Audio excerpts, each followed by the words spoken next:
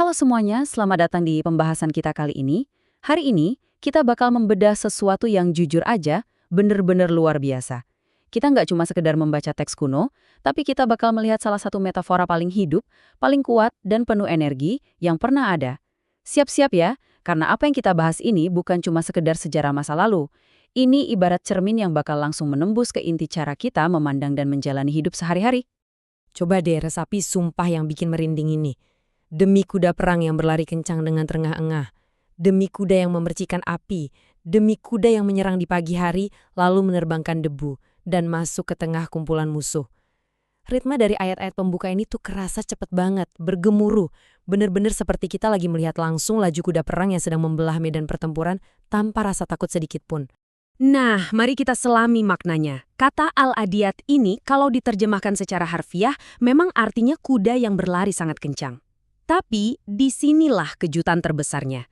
Gambaran medan pertempuran yang super intens tadi sebenarnya bukan cuma soal peperangan fisik di zaman dulu.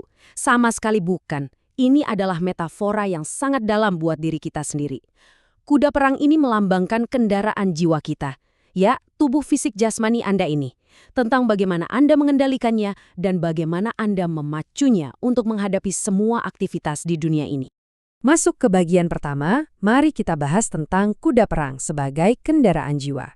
Coba perhatikan bagaimana cantiknya teks ini memetakan anatomi kuda langsung ke kondisi kita sebagai manusia. Di satu sisi, ada gambaran kuda yang berlari kencang sampai terengah-engah. Ini sangat pas untuk menggambarkan energi dan kecepatan luar biasa yang tubuh kita miliki, tapi sekaligus jadi pengingat kalau fisik kita ini punya batas. Kita bisa capek, kita butuh istirahat. Terus, bagian memercikan api, ini bukan cuma percikan dari tapal kuda loh, ini adalah metafora untuk semangat, gairah, dan bahkan amarah yang ada di dalam diri kita.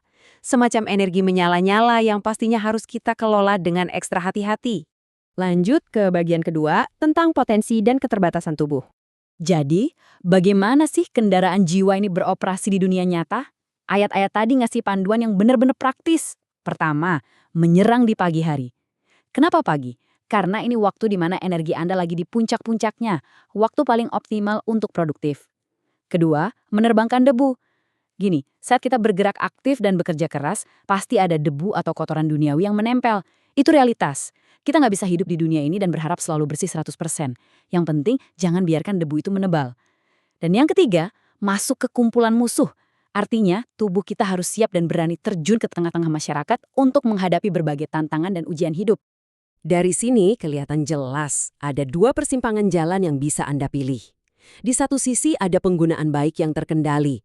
Ini saat kita memakai kendaraan jiwa kita untuk hal-hal positif, seperti beribadah, bekerja jujur, dan menolong orang lain.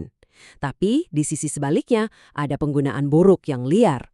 Ini saat kendaraan dibiarkan lepas kendali menuju maksiat, keserakahan, dan sikap lupa bersyukur. Jadi, coba tanya ke diri sendiri, apakah saat ini Anda memegang kendali penuh atas kendaraan kuat Anda ini untuk kebaikan? Atau jangan-jangan dia lagi berlari liar tanpa arah dan bakal berujung pada penyesalan?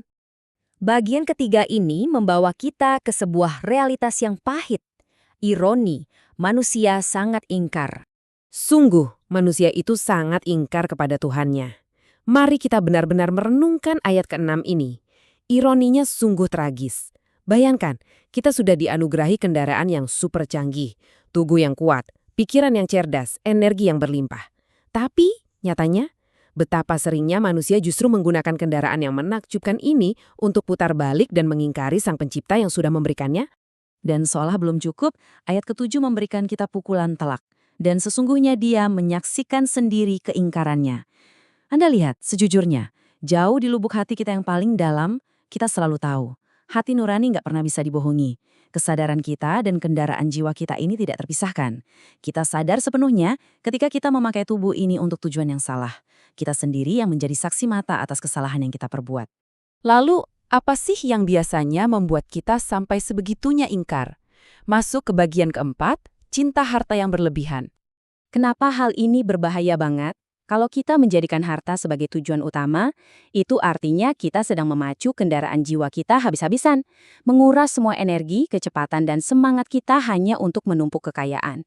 Kita membiarkan kuda perang kita berlari kesetanan mengejar dunia, sampai kita lupa kalau harta itu hanyalah bekal di perjalanan, bukan tujuan akhir yang sesungguhnya. Menguras potensi luar biasa tubuh kita hanya untuk hal yang fana, itu penyalahgunaan besar-besaran. Dan sekarang, kita sampai di realitas puncaknya. Bagian kelima, rahasia dada yang dilahirkan. Apakah dia tidak mengetahui apabila apa yang di dalam kubur dikeluarkan? Coba rasakan sebentar betapa beratnya pertanyaan ini. Sebuah pertanyaan yang langsung menusuk ke kenyataan masa depan kita yang tidak mungkin bisa dihindari. Di tahap akhir nanti, saat dikubur dikeluarkan, itu artinya momen kematian telah tiba.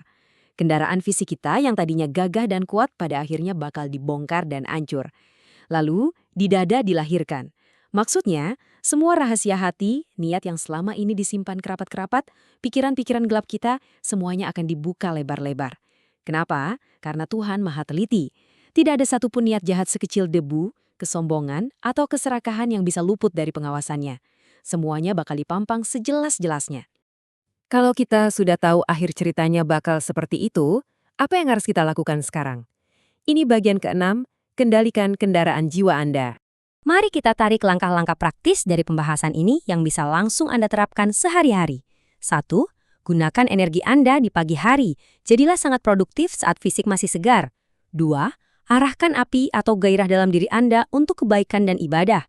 Jangan biarkan dia menjadi amarah yang merusak. 3. Jangan ingkar. Syukurilah nikmat kendaraan tubuh yang luar biasa ini. 4. Jujur pada diri sendiri. Kalau hati kecil Anda merasa ada yang salah, segera akui dan perbaiki. Dan yang kelima, ingat kematian. Mulai hari ini, ambil kendali atas hidup Anda dengan kesadaran penuh.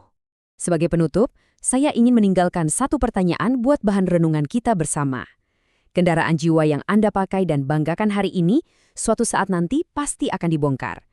Pertanyaannya bukan apakah itu akan terjadi, tapi pas hari itu tiba, sudah siapkah bekal Anda? Terima kasih sudah meluangkan waktu untuk eksplorasi kali ini. Teruslah belajar, pegang erat tali kendali kehidupan Anda, dan pastikan kendaraan jiwa Anda melaju ke arah yang bermakna.